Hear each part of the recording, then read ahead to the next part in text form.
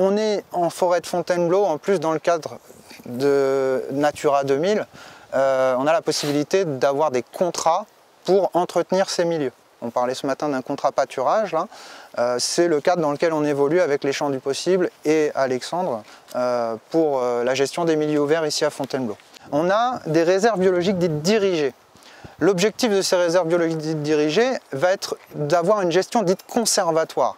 Si on n'intervient pas dans des milieux spécifiques ouverts, souvent intraforestiers, qui sont liés à la forêt, eh bien naturellement la dynamique, on l'a vu ce matin, c'est le boisement.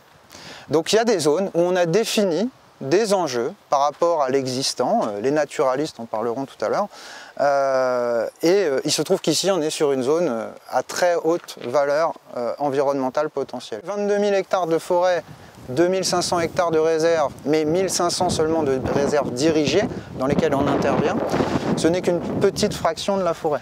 Et sur ces 1500 hectares aujourd'hui, on pâture en moyenne 170 hectares par an. Ça vous donne une idée. S'il y a d'autres milieux ouverts dans lesquels on va avoir affaire à d'autres techniques parce que tout simplement le pâturage ne s'y prête pas. Souvent c'est lié aux surfaces, trop petit pour déplacer le troupeau. Et puis d'autres milieux type les mares où là effectivement on ne va pas faire intervenir ce type de fonctionnement.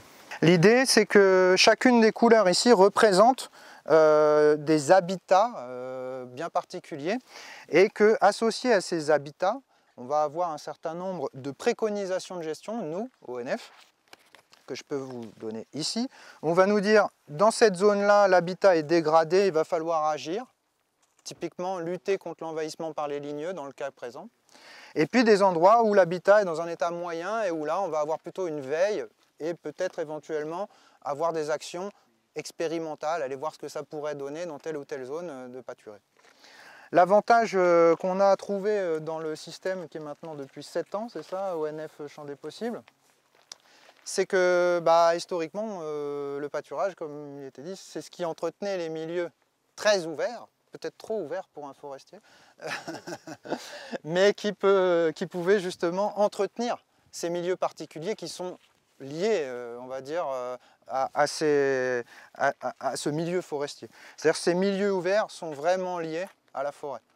La forêt, d'une certaine façon, a protégé un petit peu ces milieux, mais aujourd'hui peut être une menace si on laisse faire la dynamique naturelle. Là, au début, les premières années, ça a été la galère. Alors, l'ONF m'a trouvé des solutions dans le sud du massif avec des terrains qui venaient de récupérer, sur lesquels il n'y avait pas de gestion de la chasse encore, où il y avait des zones ouvertes, des zones qui ne pouvaient pas faire en boisement parce que des vieilles carrières avec des pentes raidasses. Donc j'allais manger là-dedans, je faisais de la veine pâture là-dedans. À côté de ça, il y a des bois privés où les gens ne savent pas trop qui sont chez eux. C'est des petites bandes de bois d'1 mètre sur 200 mètres de long. Les propriétaires ne savent pas qui sont chez eux, alors je mangeais ça en veine pâture. Je marche, les brebis elles mangent quand je marche. Et donc, les premières années, c'était un peu la galère. Et puis, on a essayé de contacter les céréaliers du coin pour voir à pâturer des couverts céréaliers pour l'hiver.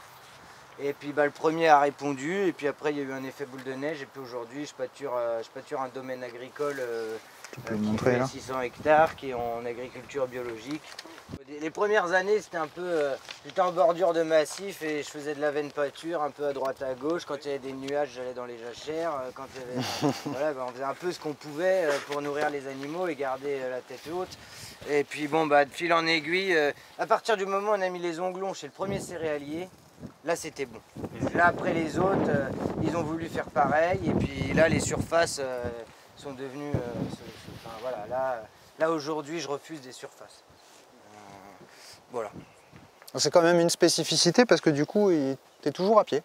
Je suis toujours à pied, oui. Et les brebis aussi. L'année dernière c'était la sécheresse, j'ai pris un camion pour aller un peu plus loin. Il y avait beaucoup d'autoroutes à traverser, mais on avait trouvé, avec un copain, on avait trouvé un itinéraire pour y aller à pied quand même.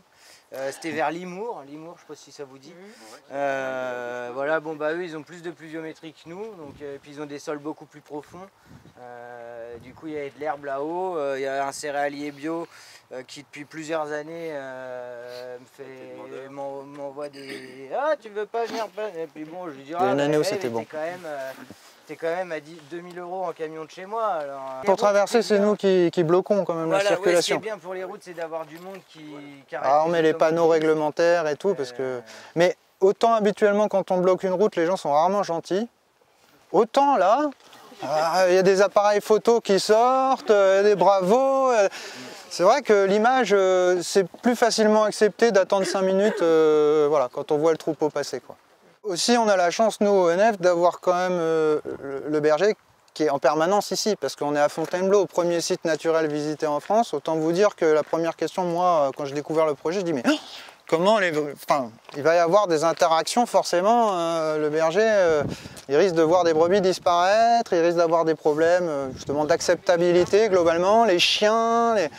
Et en fait, l'expérience montre que... Ça va, là en 7 ans, j'ai eu 2 problèmes de chiens, alors qu'ils ne sont pas des chiens errants, hein, c'est des gens qui baladent leurs chiens et qui n'ont absolument aucune main sur le chien.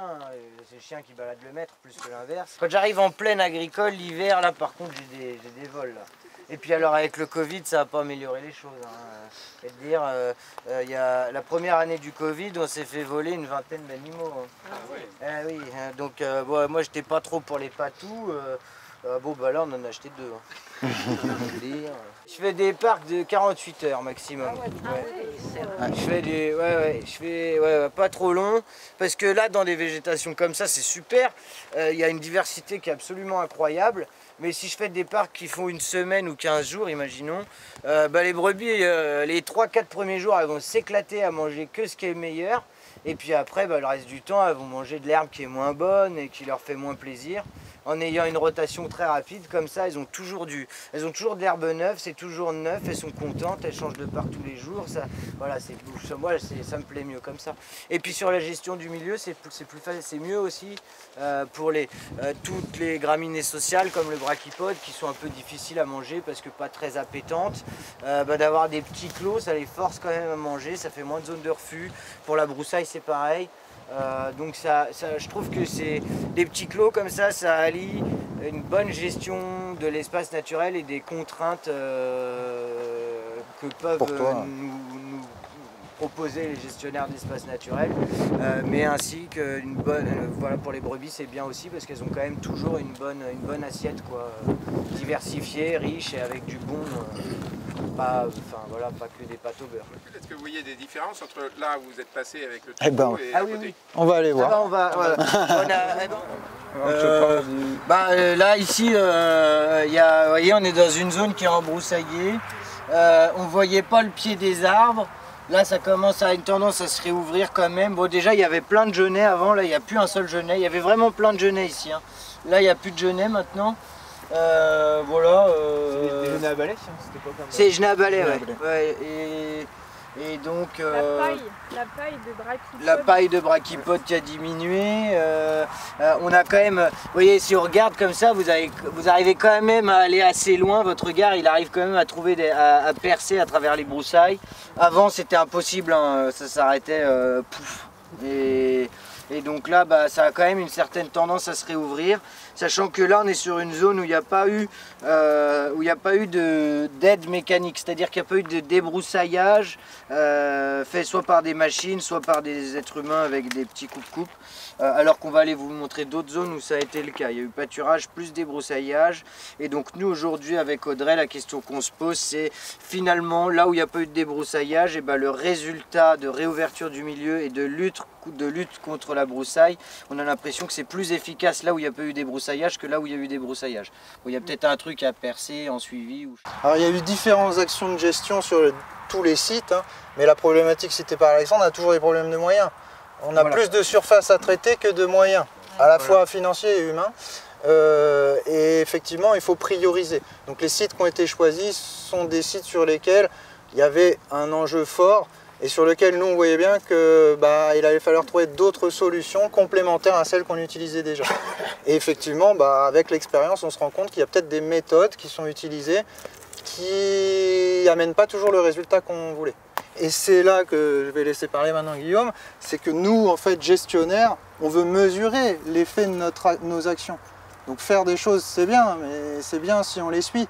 Et pour ça, on a besoin d'avoir le regard du berger, qui est essentiel pour moi, l'échange qu'on a ensemble, il me fait découvrir des choses tous les ans. Alors, la première reproduction avait montré des résultats qui étaient un peu... on sentait qu'il y avait une tendance, mais par exemple sur le recul des fourrés, c'était pas super net, c'était pas forcément le cas. Sur la dernière phase, la dernière campagne, là on a vu que tout ce qui était milieu fermé reculait, tout. Donc que ce soit même des parties boisées, mais surtout les fourrés évidemment, hein, c'est ce que vous voyez autour de nous, là, les aubépines, les troènes et compagnie. Les ourlets. Alors les ourlets, en termes de dynamique de végétation, c'est une grande famille de végétation, notamment structurée autour de cette graminée dont vous avez entendu parler, le brachypode, hein, pour les pelouses, pour les sites qu'on a sous nos pieds. Donc en gros, c'est une phase, si vous voulez, où certaines graminées vont un petit peu commencer à prendre le dessus sur les autres espèces, moins d'espèces, des milieux qui sont encore herbeux mais qui sont beaucoup plus denses. Et en fait, elles ont tendance, ces graminées, comme le brachypode, à étouffer le reste de la végétation. Donc là, cette année, on a vu sur tous les sites une réduction des fourrés et une réduction des ourlets. Et là, c'est net.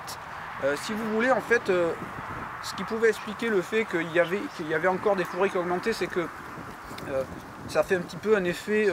c'est comme un rond de sorcière, l'effet du pâturage. Il va y avoir certains endroits privilégiés qui... C'est ça qui est magique, par l'action du pâturage, vont s'améliorer. Les brebis, elles mangent et elles améliorent pour l'année d'après la qualité de leur nourriture. Parce qu'elles vont finalement favoriser des plantes de milieux herbeux, enfin des plantes herbeuses. On est sur du pâturage qui est très extensif, on n'est pas sur du...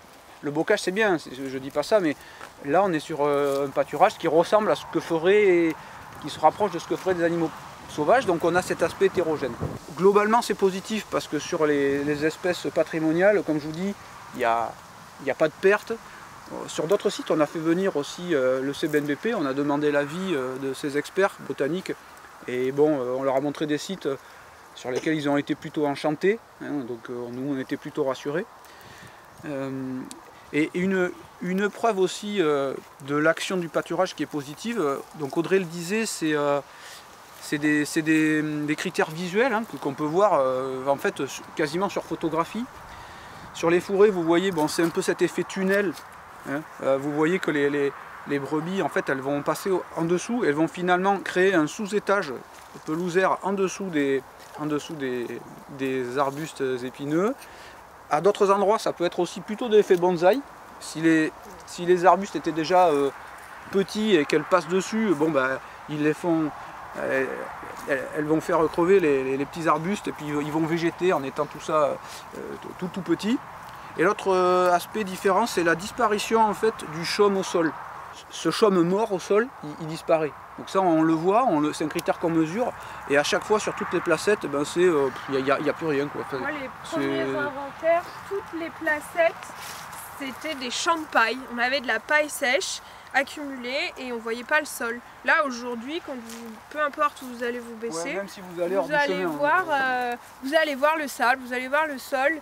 Ça fait une mise en lumière, ce qui permet à la banque de graines qui était cachée sous la paille feutrée, d'avoir de la lumière, de l'air et hop, et toutes les pionnières ont eu l'occasion d'exploser dans ces petites plages de sable qui se sont enfin retrouvées à la lumière en fait.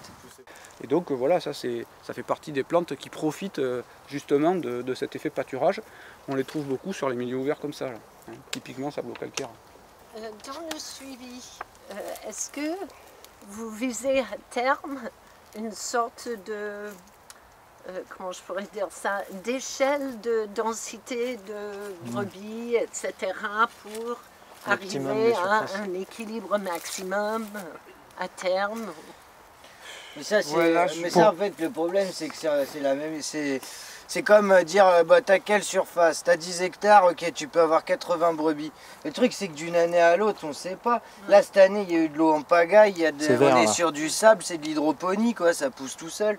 Alors, l'année dernière, c'était pas la même, quoi, on pouvait pas.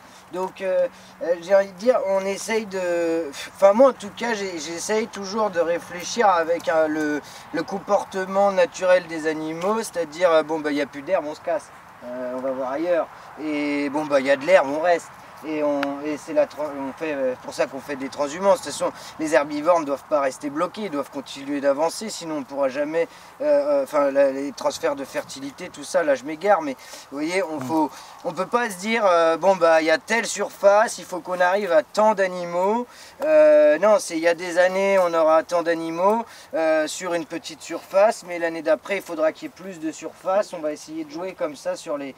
Et puis, en plus, comme on disait tout à l'heure, on en parlait avec Alexandre, en fait, le pâturage, il modifie aussi au cours du temps le milieu. Et le fait qu'il ouvre lui-même du milieu, il ne faut pas que ce soit non plus... ça fait un effet entraînant, on peut se dire, ah ben, c'est de plus en plus ouvert, donc on en met de plus en plus. Bon, là, moi j'ai l'impression que le dosage qu'il y a là, il fonctionne par rapport au nombre de sites qui est pâturé.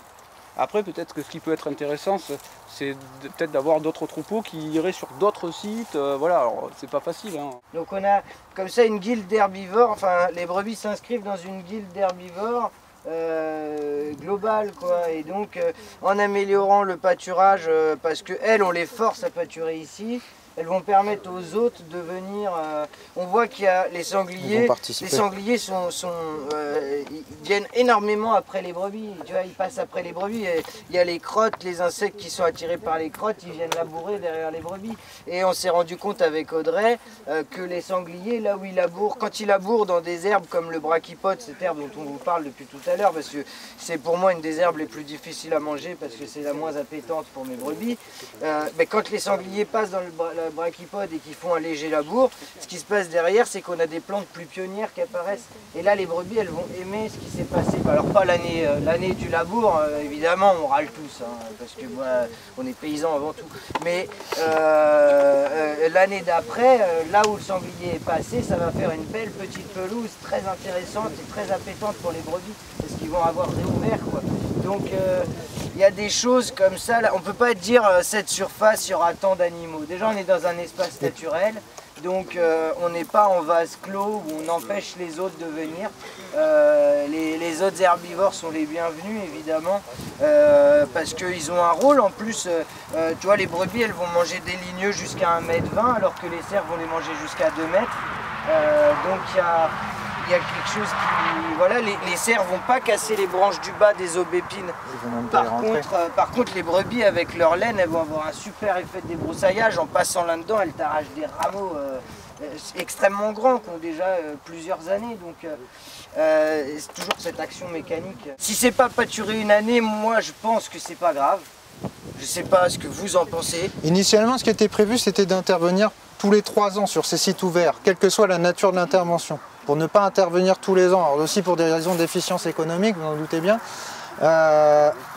Effectivement, dans le plan de pâturage, on a une rotation sur les zones potentiellement pâturables qui veut ne pas passer 2 fois au même endroit 2 années de suite pour permettre la reproduction d'un certain nombre d'espèces, plantes, papillons, insectes.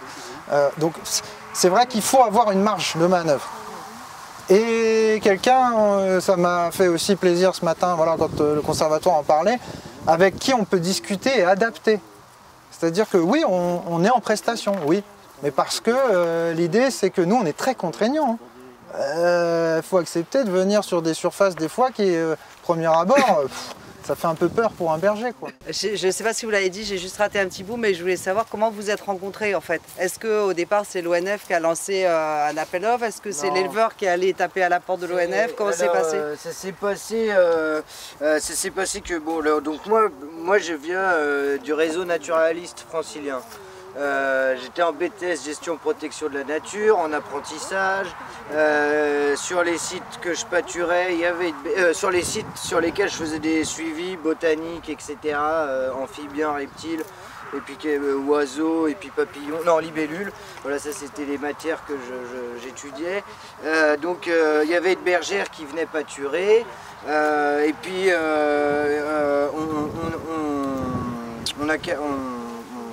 On a discuté, on est devenus copains.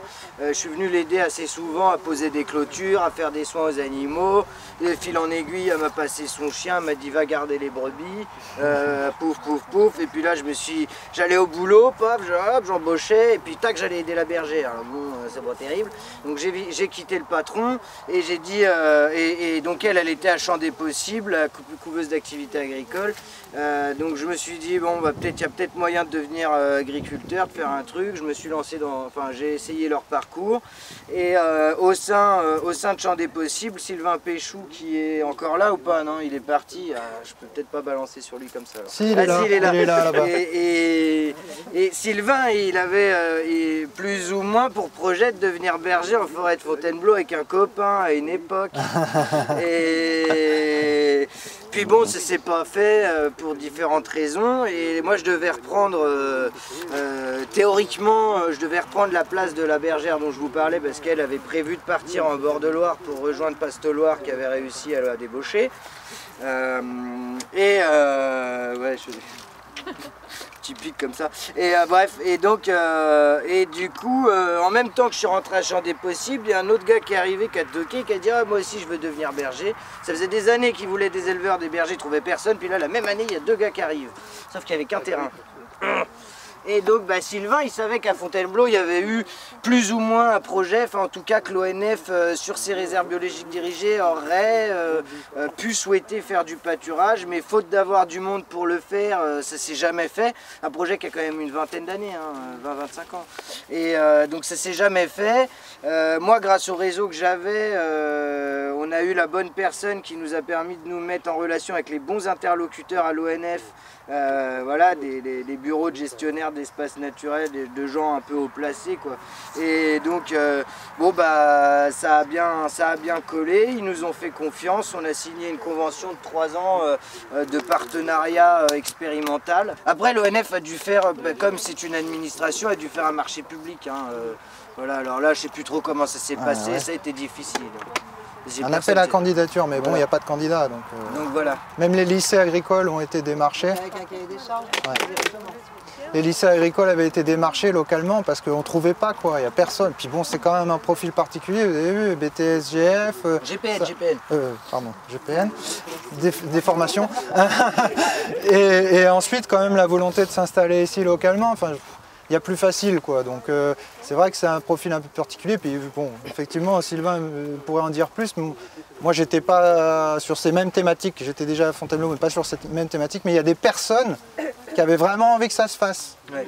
Je crois que c'est quand même un très c'est lié aux personnes, souvent.